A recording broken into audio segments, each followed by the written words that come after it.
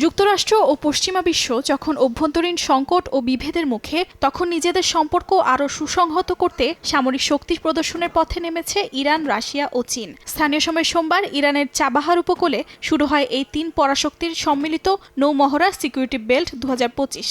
মহড়ায় ওমান উপকূলের জলসীমায় বিশাল যুদ্ধজাহাজ মোতায়েন করা হয়েছে।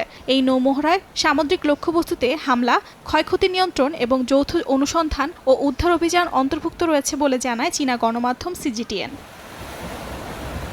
রুশ পররাষ্ট্র মন্ত্রণালয় জানিয়েছে, এই মহড়ায় তাদের 15টি যুদ্ধজাহাজ অংশ নিয়েছে। মহড়ায় চীন ও ইরানের ক্ষেপণাস্ত্র বিধ্বংসী জাহাজ, রাশিয়ার যুদ্ধজাহাজ সহ অত্যাধুনিক প্রযুক্তি সম্পন্ন বিভিন্ন ধরনের 10টিরও বেশি জাহাজ অংশ নিয়েছে। বিশেষায়িত যুদ্ধজাহাজ ও গাইডেড মিসাইল ডেস্ট্রয়ারও পাঠিয়েছে চীন। ইরানের প্রেস টিভি জানায়, আজারবাইজান, দক্ষিণ আফ্রিকা, ওমান, কাজাখস্তান, পাকিস্তান, কাতার, ইরাক, সংযুক্ত আরব আমিরাত এবং শ্রীলঙ্কার নৌবাহিনীও এই মহড়ায় পর্যবেক্ষক হিসেবে রয়েছে।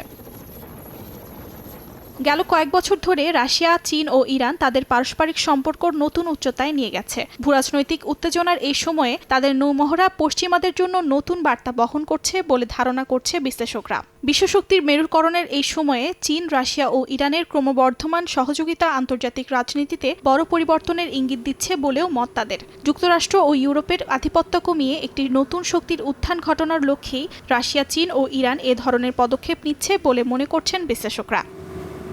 অর্জিতা শেহসিন, সময় সংবাদ।